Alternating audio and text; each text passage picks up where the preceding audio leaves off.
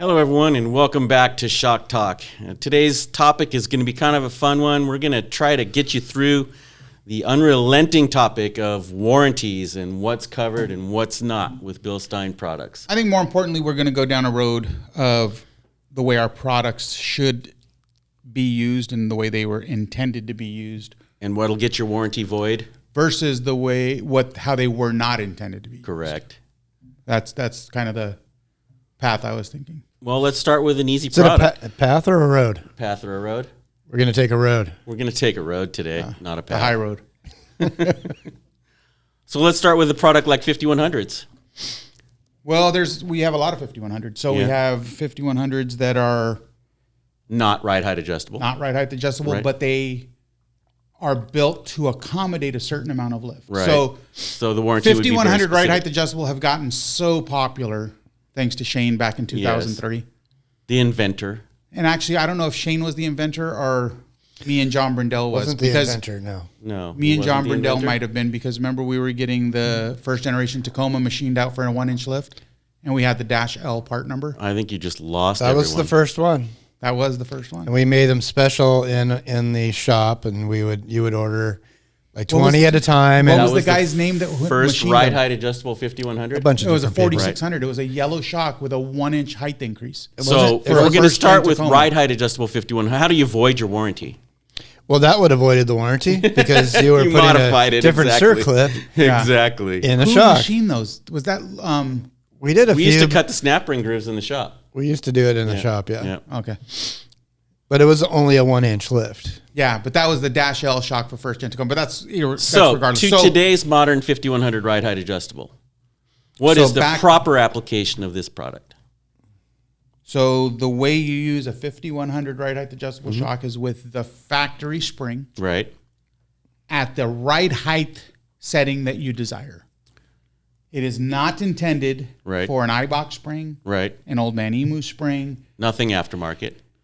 Nothing you can't use the quick strut springs that came on your quick strut. What people don't understand is when they have a conversation like, well, what's the difference between a 4600 and a 5100? Oh, there's no difference. One, you can just lift the vehicle. No, that's not accurate. Valving is changed drastically, because the additional rebound control is what controls that additional energy that the spring puts out when it's under additional preload. Right. And a 5100 ride height adjustable, you can run it at stock ride height sometime. Well, actually, most of them you can run them at stock ride height if you want. There's two applications as of right now that do not go to stock height. Yeah. Right. But they're really not intended. They're not valved for that. Because the valving is adjusted for more preload. And when you have the relaxed spring, it kind of behaves a little stiffer than it should.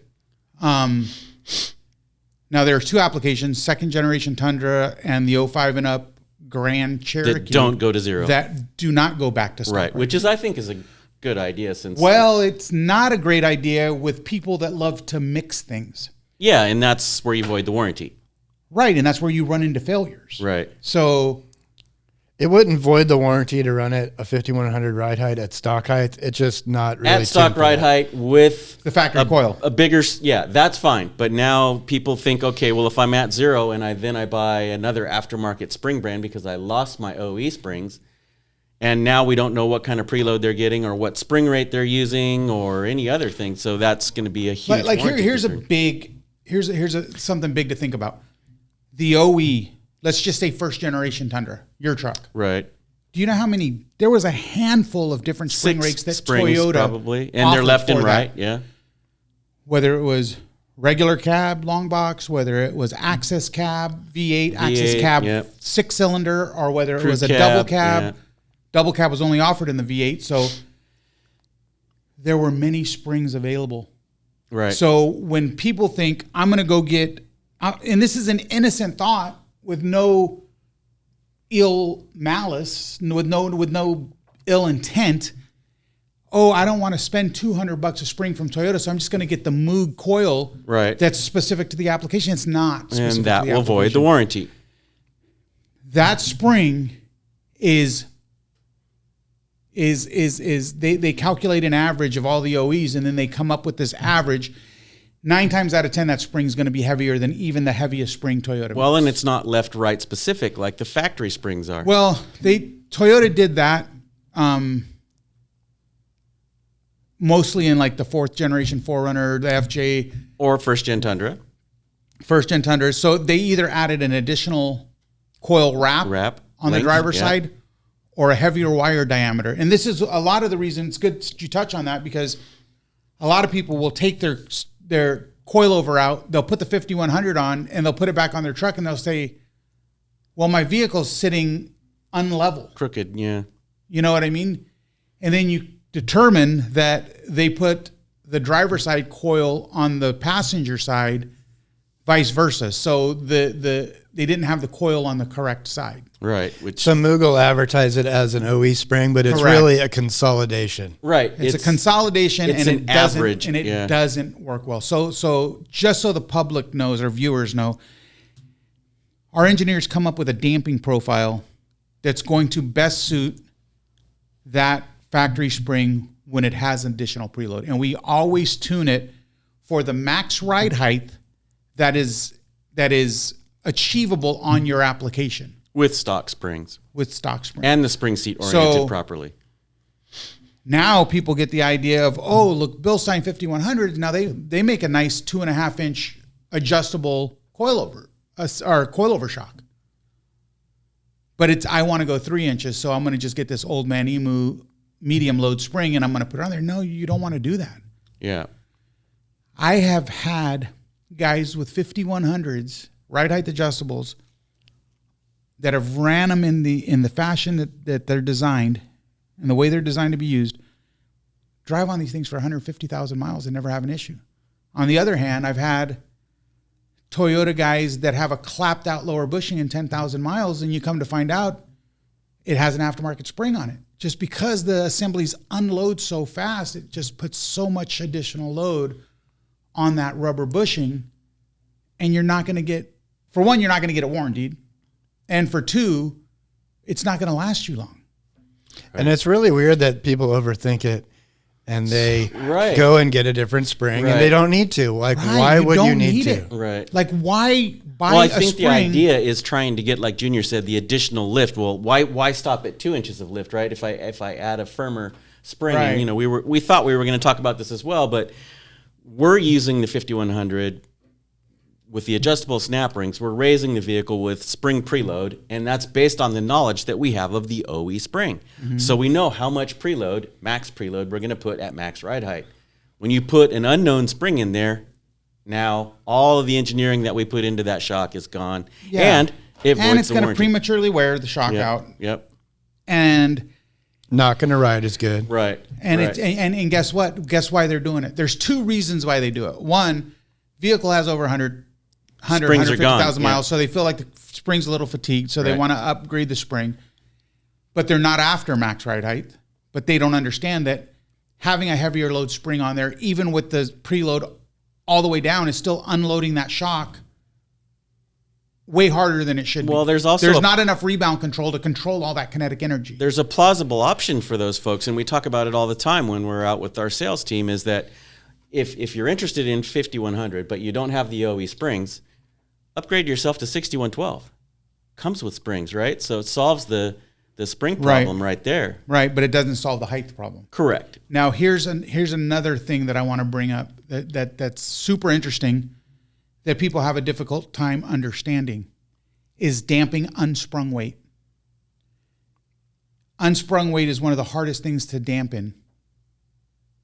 It's very difficult. So now not only are you demanding height from a 5100 ride height adjustable shock with an aftermarket spring, now the damper can't keep up with the spring rate, and you're doing it to clear a 35-inch tire, which Weighs more.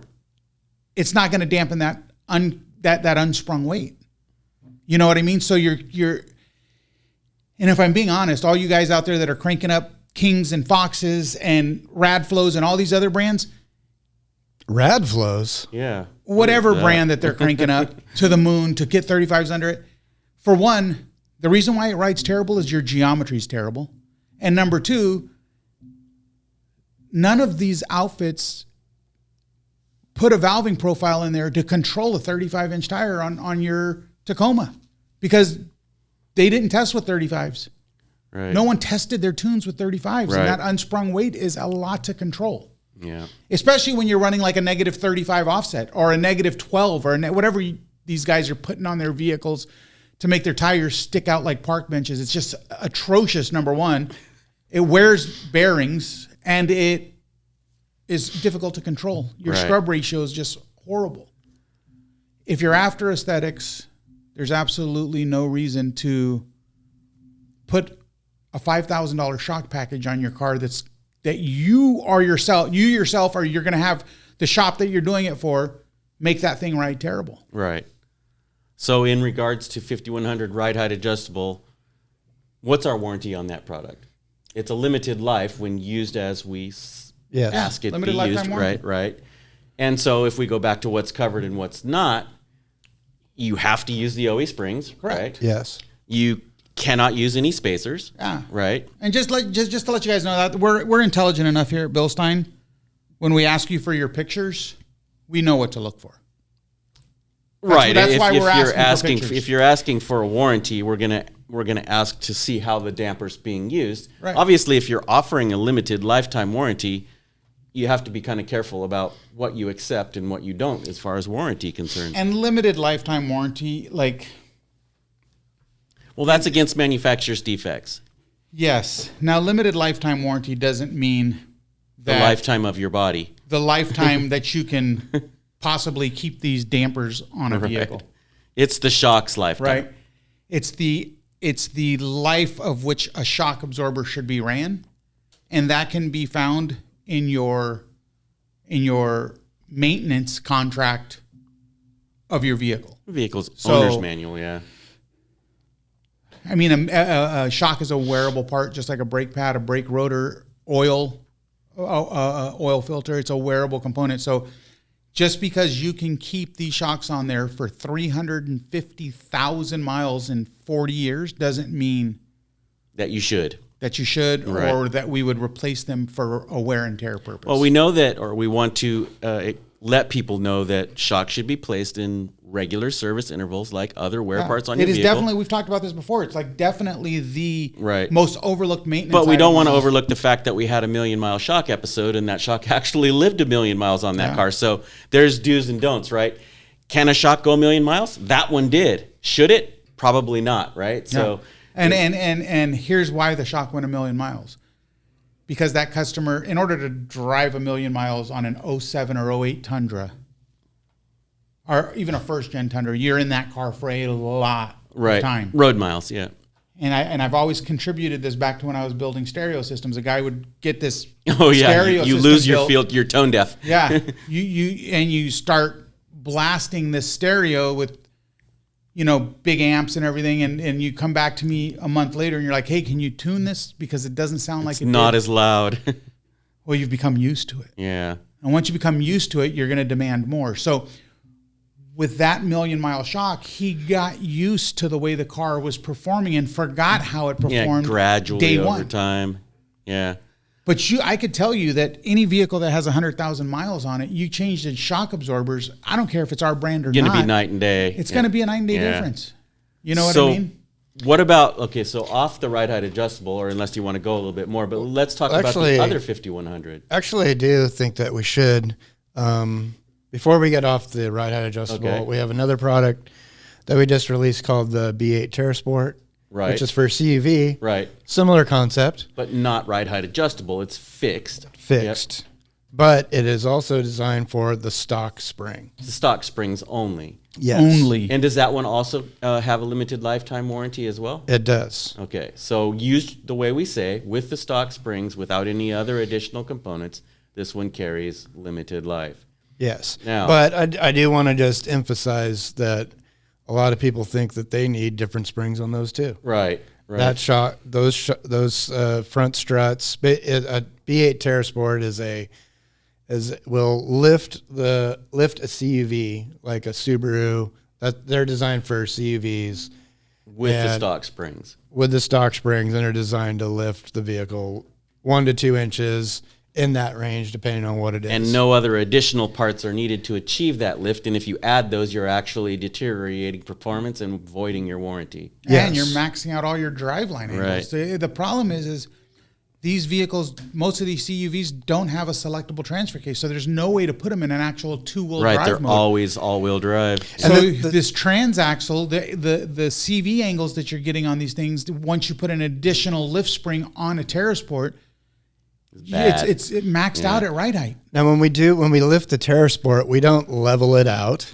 We keep the rake as factory. For fuel mileage, yeah. So you would have basically the same load capacity that you would as if it was factory. Right. So it's going to have a higher to front to low stance.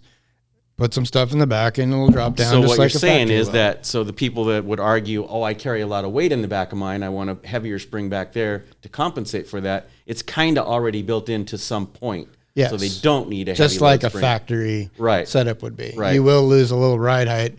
But that's the way it's designed. So but that's the way you close would to level. factory. Yeah, yeah. And I'm going to add too that when people, like, everyone goes to get their information or their recommendations through blogs and forums, and I'm going to go to the Subaru Crosstech forum and see how much luck they take. Everything you hear from these outfits with a grain of salt, or everything you read with a grain of salt, because a lot of these people aren't using shocks in the context and in the way that they the information's not pure. So you get a guy that's talking about, oh, I did a BILSTEIN, TerraSport, and there was a failure. Yeah, but he might not be telling you the whole story. Right.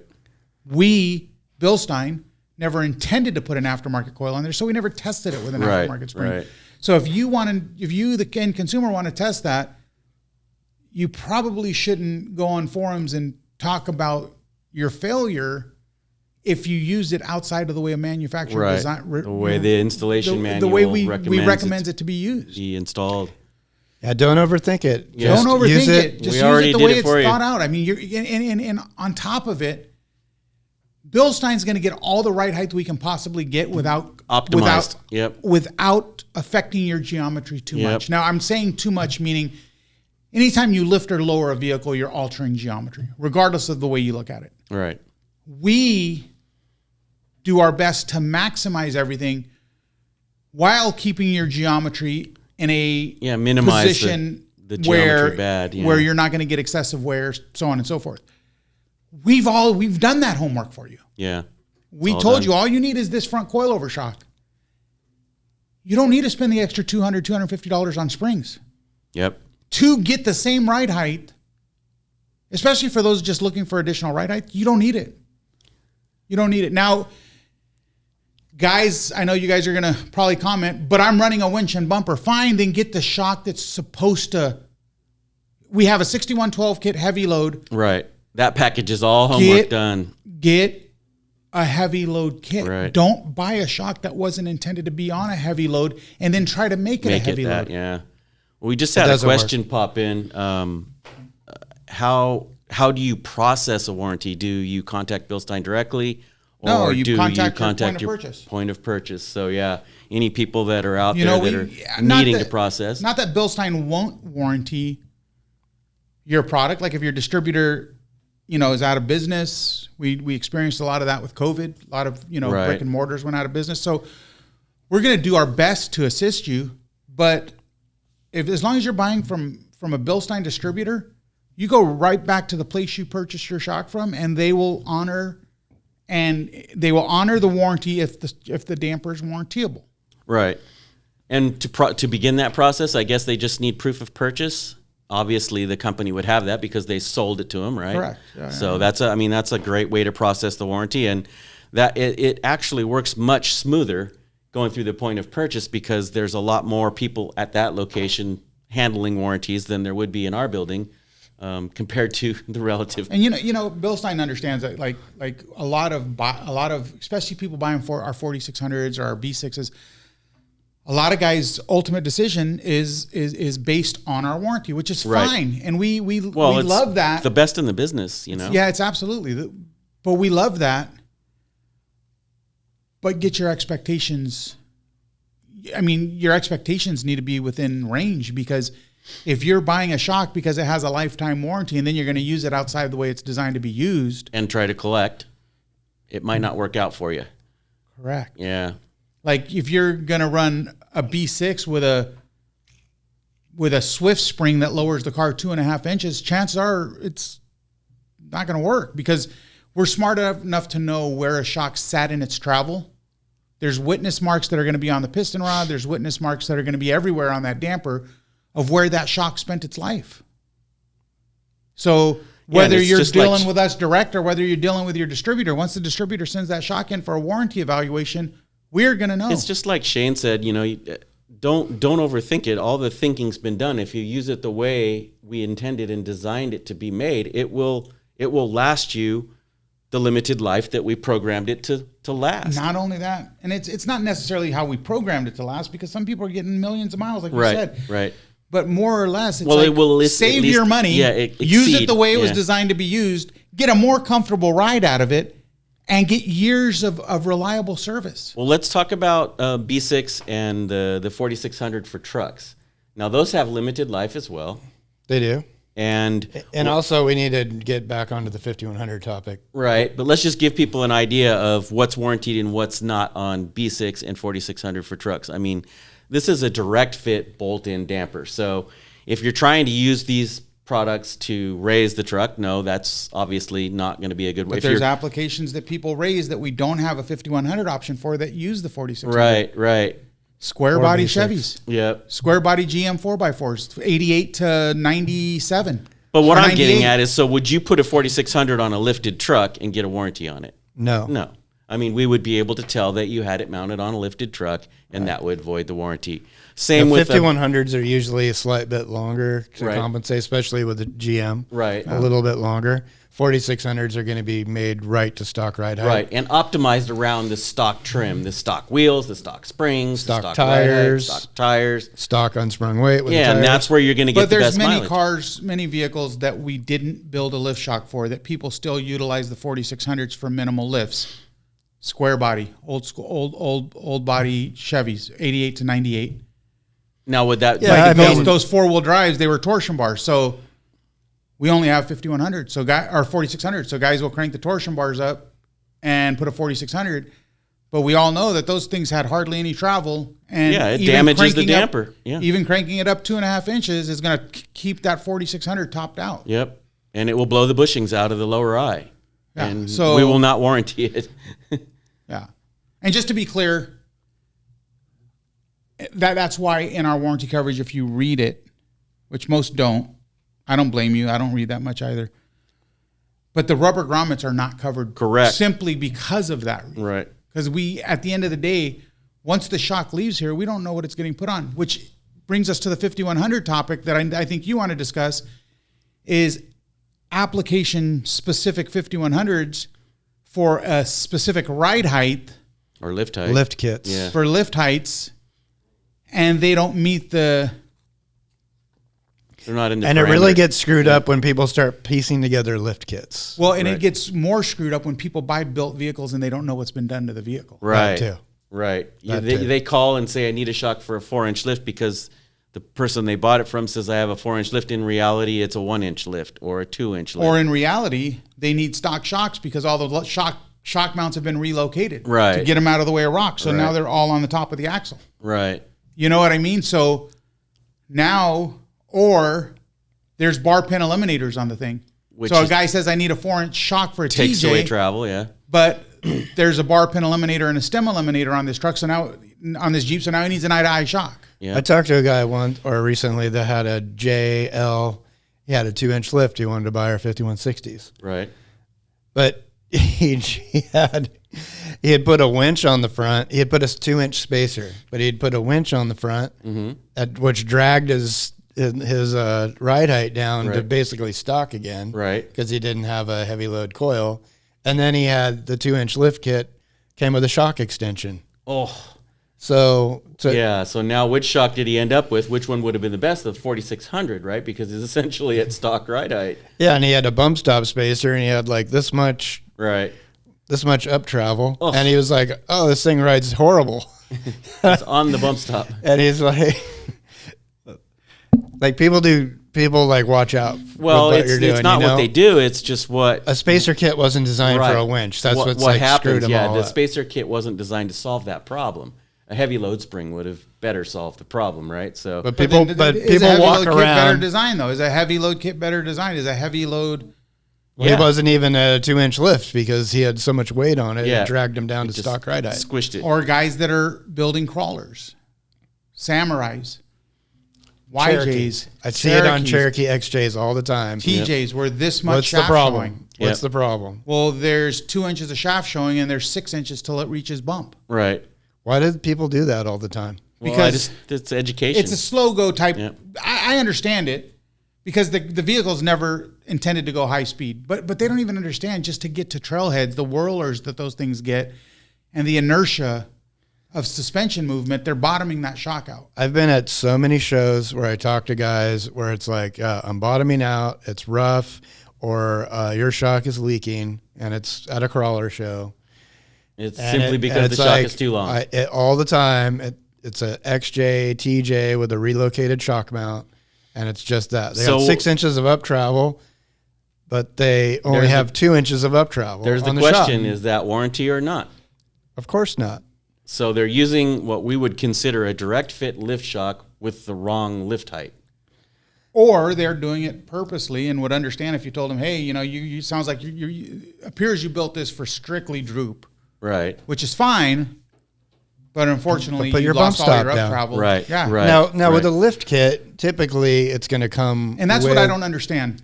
Sorry to interrupt, but before we get off that bump stop thing, I don't want to limit my up travel. Well, you are because your shock's limited it. Yeah, your shock is You're going to bottoming blow out. your shock mounts off soon. Yeah. If you don't stop it from traveling, suspension inertia is hard to control. It's eventually going to break your shock mounts off the axle or the frame side. Well, people don't understand. Say you take a TJ, you lift it 4 inches to get a shock that's the right extended length. So a TJ shock mount is designed for a certain length shock that's pretty short from the factory. So now you've lifted it, The front's not too short. The rear is. but you've lifted it, Yeah. right? And you're putting the shock in the same location, but now you need a longer shock. Right. Well, your bump stop was designed for a stock shock Right. with a certain collapse length. Gotta Let's just change say the it's bump stop, 16 inches collapsed, right? So now you need to lift it 4 inches. So you've extended the shock out another 4 inches, but the collapse length of that shock is now at 18 inches. Right. So lift kit manufacturers will put a bump stop spacer in there Right. to limit the up travel, but it also helps. You're putting a tire on there too, so you're limiting Stop the and up body travel because of the contact. Yep, tire. Yep. But people don't seem to get that. They don't understand that All right. So they leave the bump stop extenders off. Sometimes. Yeah. sometimes. Which will kill the shock pretty fast. I see it more often that people are piecing a kit together and then they just forget all about the fact that they needed a bump stop extension. Right. You see that a lot. Normally, when you buy a complete lift kit from whoever, usually those bump stop spacers are part of the kit. Pieces are Or when included. you're, and I'm guilty of this, when you're doing a minimal amount of lift, You think you can get by without it? well, you can. Yeah. So like the old JK. But you have to do the research and you have to cycle it yourself. Right. So the old JK with the inch and a half Terraflex kit, without a bump stop extension, I got more cyclable wheel travel out of that with a BILSTEIN, the What 14671, the 708s and 715s, the 2 to 3 inch lift shock with an inch and a half spring kit and no bump stop extension on a JK. I got more cyclable suspension travel out of that than I did a 3-inch kit with bump stop extensions. Yeah. But you also had to change your fenders. Yeah, of course, because you're running 35, so it's not going to. I mean, Well, I one and mean, a half and- inch, you're going to run 35s or 37. on so you on the gotta- topic of what's covered and what's not, this is, you're talking about people that are willing to invest the time now and cycle the suspension and check things. you'd be surprised. Yeah, and warranty now is kind of out the window because you're in no man's land, right? Well, I mean, I think if you warrant, we would cover 5100 under warranty if it is set up right. And Right. that's why we. But if we found out the bump stop extensions were missing, You don't know how many times I've gotten yeah, and that's video. easy to And, tell. this Yeah. isn't always the end consumer's issue either, because a lot of them, like I said, they buy vehicles that are already built. right. And I've gotten photos where secondhand. so the bump stop lifted truck. extension is just a little billet spacer on Right, TJ, right, and it moves down the cup that Right. holds the bump stop in place. Right. Right. Well, the problem is that's just a microcellular foam pad, front and rear. So over years, those just things deteriorate. They disintegrates start and falling falls apart. off. Yeah. Especially the more they're contacted, the more they fall Right. apart. Right. I've actually looked at photos where guys were missing the whole rubber grommet of the bump stop. And they were Right. bottoming out on the cup. Yeah. The billet. No, the billet piece is underneath it, but it's rubber's bottoming on gone. the cup Right, that's supposed right. to have the rubber grommet Right. in it. Right. And it's gone. Yeah. You know, so cycling your suspension is critical. Like just because we have a 4-inch shock for a TJ doesn't mean the spring kit that you got is necessarily exactly 4 inches. You should always cycle it no matter what. No matter if you're going through a catalog and you made sure every part number you're putting on this Jeep JK is cataloged for 4 inches. It doesn't matter. Right. Cycle it. Safety. It's, Keep an eye on it. It helps you as the end user. That's That's why on 5100s we actually list collapse and extended length, so you have the Right. opportunity to check see how things, long that yeah. shock is, and see if it's going to work. Which and would it's not save you just the- on Jeeps. This bump stop Yeah. extension, same thing with, Yeah. with lifted Everything. trucks too. Well, I mean, even like first gen Tundra, we supply that extra little washer that goes under the bump stop, right? The one that everybody. That's on our own kit. Yeah, but- everybody throws that in the garbage because I don't need this. It's a spare washer. Well, that actually moved the bump Yeah. stop a tiny bit up. talking about like mixing kits. This is the most critical part about a build is how you start it, how you get your build list. And people don't understand. And I guess because I've learned the hard way, Of course. Yeah, broken lots of stuff. you just kind of gotta. Sometimes you have to sacrifice the bling for things to top function correctly. Correct. Yeah. Okay, so for instance, let's talk about a 6-inch hanger kit on an F-150. How many of them were out there? Pro Comp, Super So Lift, many. every single one of them had a different caster for their knuckles, right? People don't understand that these knuckles have caster built into them. So you're going to lift your vehicle 6-inch with a knuckle that has caster built in for proper alignment. Now you want to add a uniball upper arm that's going to add 2.5 degrees more caster. Right. Just really I lifted changed. another 2 inches. Yeah. Yeah. So now you stack all the, and some knuckles back in the day, like Rise Industries, this is dating me, but Rise Industries knuckles, the way it was shaped, if you actually used the suspension, it would bend aftermarket control arms in half. The Yeah, knuckle mixing. was so wide at the top where the uniball went into where the uniball hardware went into the steering knuckle, that when you cycled it and all that caster switched, that knuckle would actually hit the arm and bend it. I miss the days of the hanger Yeah. kits. That's not covered under warranty. But I'm just saying, like when you have a 6-inch kit and some guy at a counter is trying to sell you a uniball arm because you have a worn ball joint, just know if your 37s weren't rubbing, they may rub after you put that arm on them because you're pushing your knuckle back further. Right. So Mixing there's parts. there's just things that don't need to be mixed. Like there's like if Pro Comp, if Superlift, if Skyjacker built this kit with intent for the stock control arm, leave it stock. Trust those guys. Yeah. You trusted them enough to put it on your truck. Trust them enough to ride it out with them. You know what I mean? Because uniball arm doesn't necessarily mean just because it's more robust in a stock style suspension doesn't mean it's going to do the job on your 6-inch lift spindle with caster already built into it. Yeah. So You know?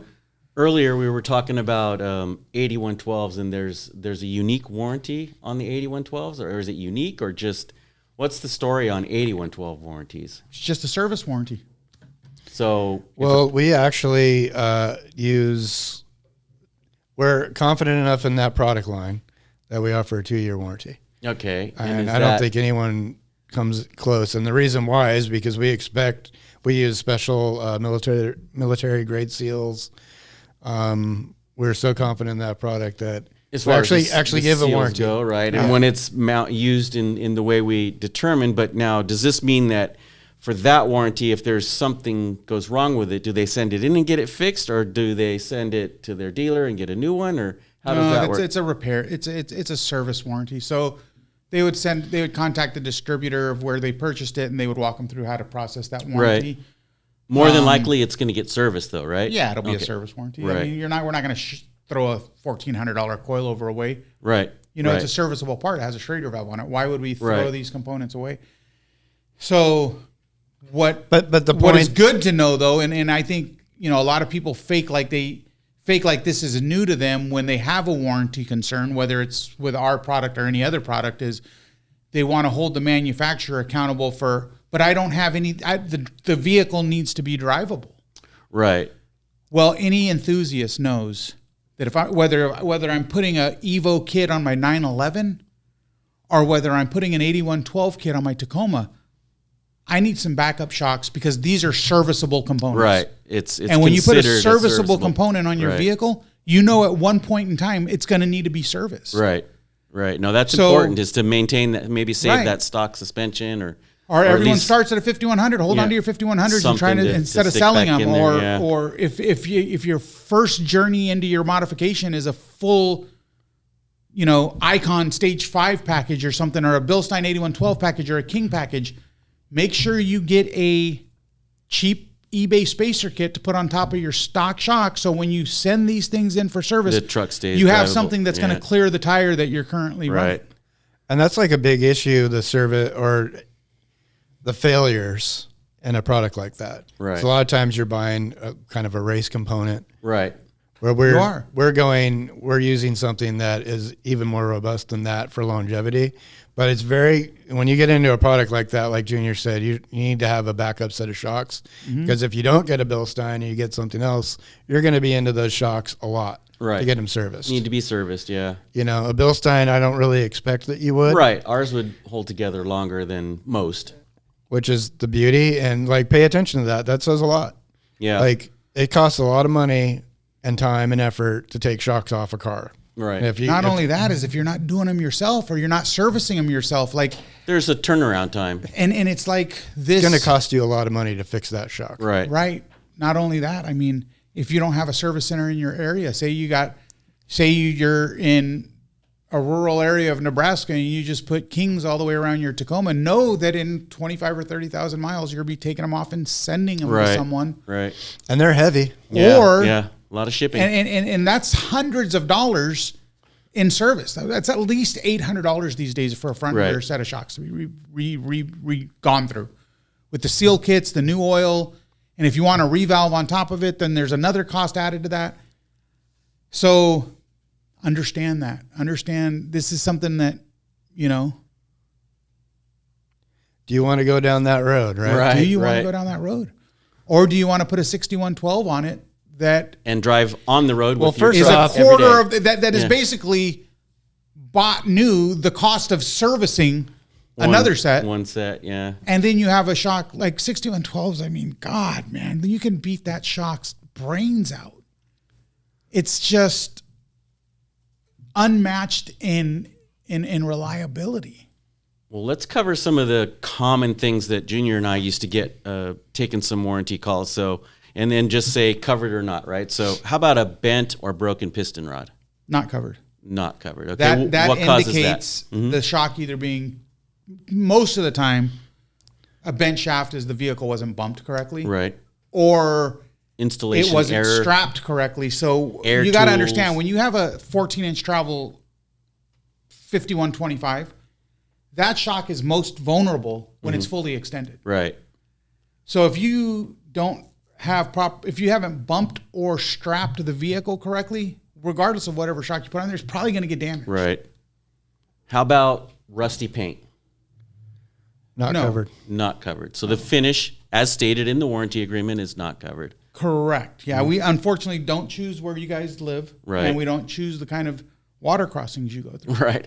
How about a dented shock body? No, not covered. Not covered. That's road hazard, right? Yeah, So we go to we go to great lengths to make sure if we say a shock fits a vehicle, that there's no rubbing.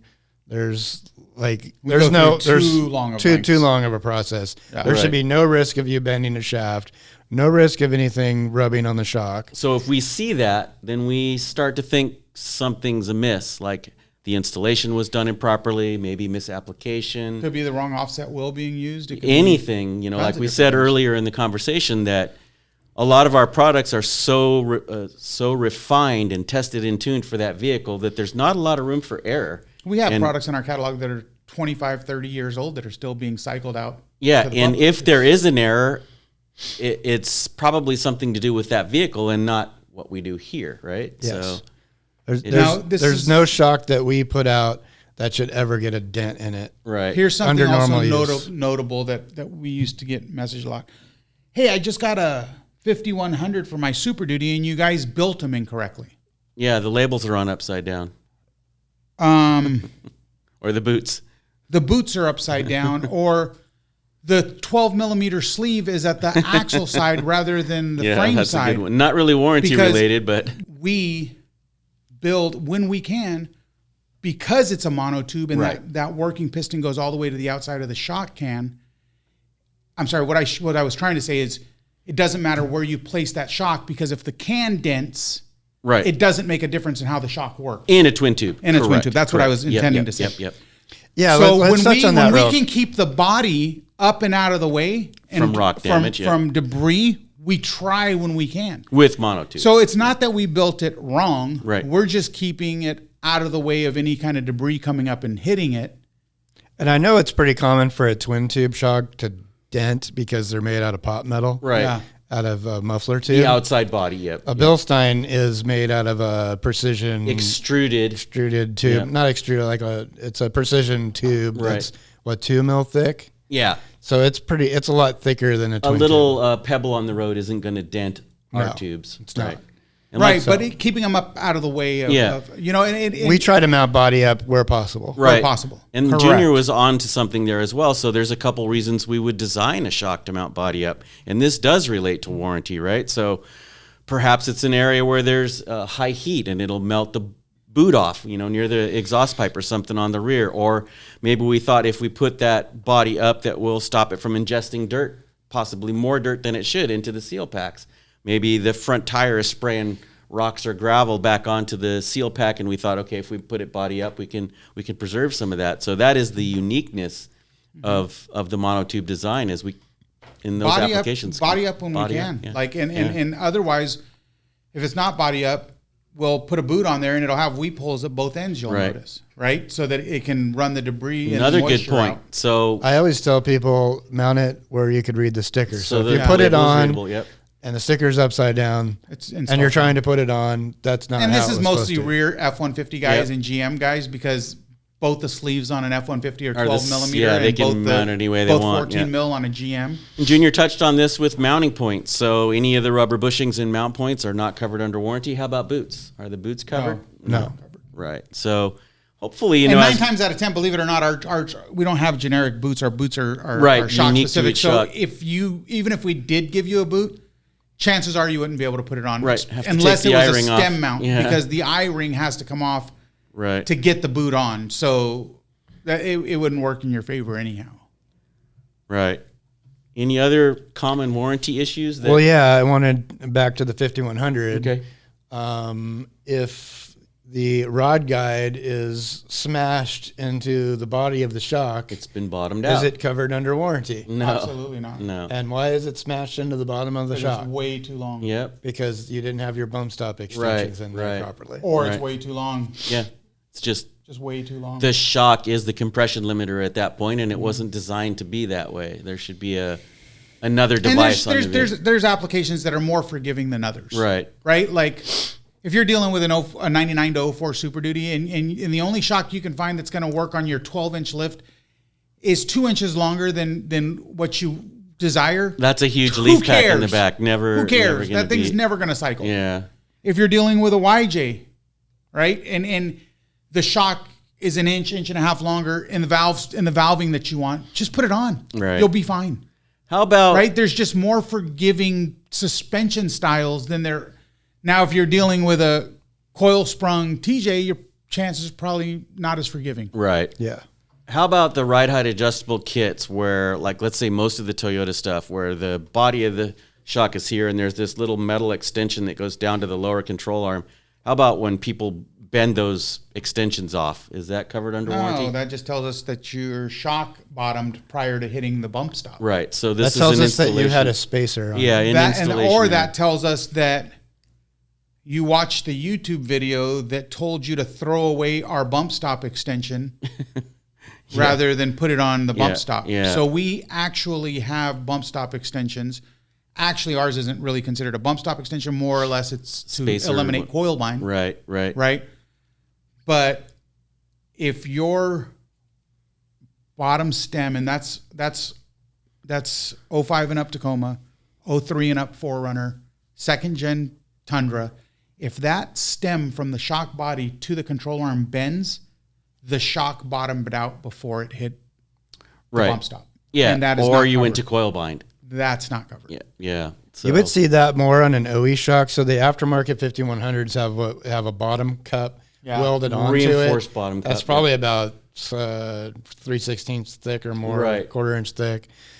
Those aren't going to break. And But tell us why we did that. because people are stacking spacers on. So Yep. we did that to further protect. make our component more robust. Yep. Because we knew people were using it outside of the way it's intended to be used. So we hear, we understand, we don't condone, but we build our components to withstand as much as we possibly We feel like that should never break, right? Right. But if we you have felt it shouldn't have broke before we updated that. Yeah. of course.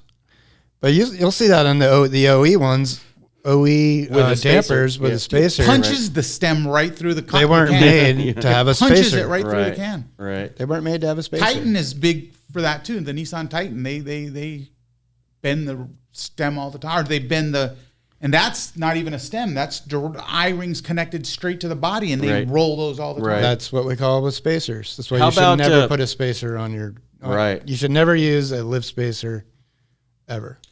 How about Unless the lift spacer comes with bump stop extensions Yes, right to stop the travel? to stop the travel. and none of them do, None of them do. unless it's a spacer on a hanger kit. Right. Right. That's about it. But none of these spacers have bump stop extensions. Mm-hmm. How about towing? How does that affect warranty concerns? Shouldn't at all. As long Shouldn't as at the all, shock's right? Being, Yeah. As long Yeah. as the shock's As long as being being used. it used the way it should be, and whether it's lifted or stock ride height, 4600 or 5100. That's a great. I'm glad you brought that up because we always get that question. What's the best shock for towing? Right. Depends on how the car's set up. If it's Exactly. lifted, it's a 5100. If it's not, Right. it's a 4600. And they'll both handle towing if they're installed properly, torqued, and set up exactly the way they say in the installation manual. They'll tow just fine. So, towing with your truck shouldn't become a warranty issue. That should be, it should last. Now, if you're, and I think we touched on this on our tow segment, but if you're asking more of the vehicle than what the manufacturer specifications say, Putting it that to the could limit, actually yeah. affect your warranty. So if we have a 4600 on the rear of an 09 and up Dodge Ram half ton with a 6-cylinder, and you guys putting a trailer on there and the shock staying bottomed out with no Right. no additional load support like a bladder inside the coil spring or something, then that's just neglect. Well, that's why I brought it up, is that a lot of folks will just immediately assume that since it's they're towing, that they might need a different damper or something like that, or they won't double check the installation, to make sure that when they put their fifth wheel on, that now the back of the truck height has changed. Towing can get you into situations where it can create problems. Yeah. And another thing, I've got one. Well, go ahead. And I'll another thing while we're on the towing thing, towing is far more important to get the vehicle sprung or aired correctly Ride for height. towing than it is to get the shock replaced. Right. The Ride height's the issue. Yeah, so suspending the vehicle, if you're constantly towing a certain amount of weight, suspend it for that. Yep. If you tow once a month, the old boat down to the river, put an airbag kit in there, something that's going to assist. and I'm even saying for guys that have 3500s with overloads, if you guys are using those to the point where you're getting drastic height decrease in the rear, height changes, you need something that's going to address that. Yeah. And a lot of people touch on that too before I get to this other topic, but we've tested 4600s, 5100s with heavy load and airbags, and the valving seems to work really good with that combo because you're adding that additional spring with the airbags. And then even not so much with actually changing the spring, but as long as you're constantly loaded, it seems to like work itself out. You don't necessarily need a different valving when you're adding like an airbag system. Right. But the one I was going to bring up, and we used to, back in the day when we were on the phones, you'd always identify these guys. You would know what happens. Is it warranted if you call us up and the paint is melted off and the boot is melted? No, that's called abuse. Where would they always be? Somewhere in Baja. Yeah, exactly. Yeah, near Gonzagas Bay. Yeah. Gonzaga Bay. On the road to Scorpion Bay. Yeah, exactly. So Gonzaga Bay is paid now, but every once a month, being that we're in Southern California, and by the way, maybe once every like 3 months, it would be like my boots melted. Yeah, and that's what 60 psi in your tires look like. Exactly. On a I was just going to say that. And washboard. Yeah, I drove that road a lot back in the day, and my shocks would get hot, and the boots would melt, the paint would melt off, but they would still work. And when we took them apart in the shop, they would stink something horrible. But the right tire pressure and stuff like that, they actually people change really the oil. need to realize that tires are 50% of your suspension. Especially on trucks. And they're actually the first part of your suspension that contacts the ground. Yeah. So if you have 35 PSI and in your 5th generation 4Runner that has 5100s on it, and you're going to Scorpion Bay, and you're cooking down this washboard road, chances are you're going to melt the boot. Yeah, try airing down just a tiny bit, but let the tire take some of that deflection, take it out of your suspension.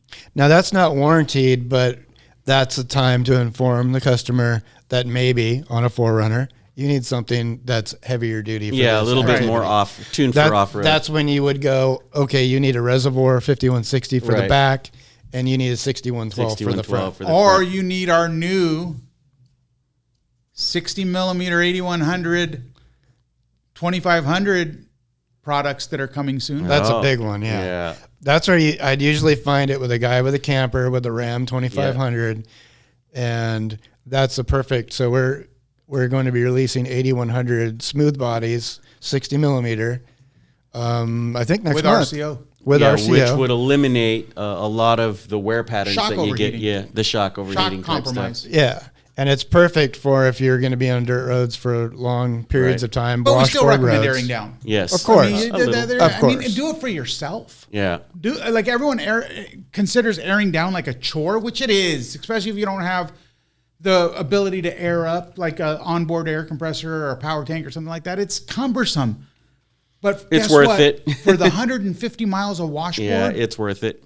You're going to love your car. I have turned bone stock torsion bar Toyotas into long travel kits just by airing air them pressure. down. Yeah, feels like a long travel kit. Right. But like these 60 millimeter 8100 is basically a 2.5 inch shock.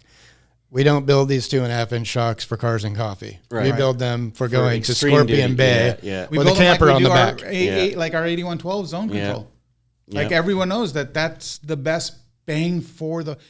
As expensive as that shock is, it's taken kind of the industry not by storm, but it's proven that you can bolt on a shock and beat your car up. Yeah. And there's no other manufacturer really that. I mean, and it still rides good. Yeah, right. Exactly. Right. And before we go, for people that think 5100s are an entry level shock, which they are, go watch the Ian Will Every Weekend and Off Road Outfitters just did the 2.0 shock shootout. Compared them to a 2.5 inch Fox. Compared them to Dobinson's. Compared them to... That was the blind test where they actually got in the vehicle blindfolded. And this was all budget. Get to see it. This was a budget test. Yeah. And 5100s came in first Blind. blind, first place on-road drivability, off-road performance. Yeah, it's a neat test. It's a neat video too. If So you're not your familiar with it. $150 5100 will do mostly everything. Yeah, exactly. And they expected it to be the worst. Yeah, they did. It was 100%. weird. Yeah, It was the cheapest. because it was outclassed. Yeah, It was outclassed. the cheap. Yeah. And in fact, I have an intimate relationship with the guys at Will Every Weekend in Off-Road Outfitters. I mean, they're my direct customer. And they started the test with 4600, not even 4600s, the Stock. OE stock TRD, 36 millimeter. 36 millimeter shock. And I got a text message after like the second day testing, and they said, so far, That one was the the best. OE BILSTEIN with 120,000 miles is the best shock we've tested. Because they had to base it off of the OE. Right, a baseline. Yeah. Well, let's share a little knowledge on the 5100. I told this story the other day. So BILSTEIN corporate office is in San Diego. Is this still the corporate office? Yeah. For aftermarket motorsports? I would say it is. Yeah. So corporate, but it's in San Diego because back in the old days, 1968, early 70s, racers doing the Baja 1000 found Mercedes-Benz monotube shocks were the best shock for racing down in Baja. So that's the 1970s. Those shocks had small piston rods. They were 10 millimeter rods. 10 millimeter piston rods. Yeah. So a 5100 is basically derived from those early we learned, race shocks. yeah. 7100s kind of derived from that. Yeah. But 5100, But a before lot of 70, that technology went into. Yeah. so all throughout the 70s and into the early 80s, people were racing with what was not even as good as a 5100 is Right. today. Correct. Right. For a And decade. winning. Yeah. Yeah. You remember all the ranchos that would be down in Baja that were the white paint was just melted off? Burned off. Yeah. And every pit had just a ton of either rancho shocks Stacks. or BILSTEIN monotube shocks or Rough countries. rough countries. Man, rough country was big. But Both like, shock technology's come a long way. but someone calls in here and they've got something melted, leaking.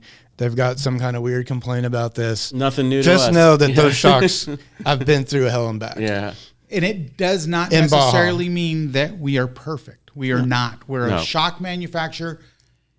Regardless of how many machines we have putting together 5100s, a large amount of that is still done by hand. Yep. It's human hands that put these things through their paces. We are not perfect. And we admit we're not perfect. And that's why we have the duration of warranty that we have. Yep. And we're always striving to get better at what we do. And a lot of what we learn comes from things that we get back in warranty. I mean, we learn things by when things come back. Yeah, we definitely do. Especially now that we've implemented HubSpot a few years ago. We can track this stuff and we could see how we can make, whether it's the manufacturing process, the tuning process, how we can make it better. You know, we touch on that stuff all the time to better our brand. Quite often we make slight tweaks. Yep. Change to the instructions, add a piece in off very often. It's a good, I mean, you never want to learn with parts out in the field, but we're not ashamed to learn from things that we get back in warranty. So tell me on average, how many 5100s leave our buildings? Hamilton, Poway, how many 5100s do we sell monthly? Let's just give me a rough estimate. Well, I mean, annual, I think it's about 1 million. Okay, so annually we sell 1 million shocks, 5100s. And how many do we get back? Less than 1%. Yeah. But I'm going to tell you, the reason we make these changes, like Shane is talking about, that we make periodic changes, because no matter what we do in the manufacturing process on the product management side, on the tuning side, on the testing side, we are not going to be able to mimic every single thing Scenario, that yeah. those millions Yeah. of people Yeah, that are will using the do. product Yep. are Yep. going to put. So if we see something that we notice, oh, this is the second complaint I've got on this. So then we'll do an upfit, or we'll do a retrofit, or we'll do Yep. something that's a running change in that product, just like hardware packs. Yep. If we find a better hardware pack that's has an anti-rotation device in it, Yep. then we take our 8112 hardware pack and we put it in our 5160s. Yep. We did that. Yep. 100%. Always learning. Yep. And it was kind of my idea. Yeah. And we lost a lot of margin on it because Yeah. it's super expensive. But sometimes it doesn't matter. Yeah. Sometimes it doesn't matter. Well, So it's worth it for the end user to it's have a just product. it's that, just we make changes. We have a warranty department. We have a tech department. We have all these departments, and that's, you guys say, oh, you made a change because you knew you had a problem. No, we didn't. You guys don't understand. When you sell 1 million shocks, you have to have 100,000 problems to go back and fix something. Right. There's a Right. percentage. Yep. You know, we don't have 100,000 problems. We have a few problems, and we just step in and we fix it. Even if it means putting the shock on quality hold. Right. We'll put it on quality hold because we just don't want to ship it out anymore. Yeah, there were two- and we'll make the change. 2 concerns, and we're immediately addressing those concerns. So yeah. Well, I know the topic was kind of dry, but thanks for sitting through us with us, and please put any comments or questions or anything related to warranty that you still have a question about down in the comments for us, and we'll get back to it. And thanks for joining us on Shock Talk.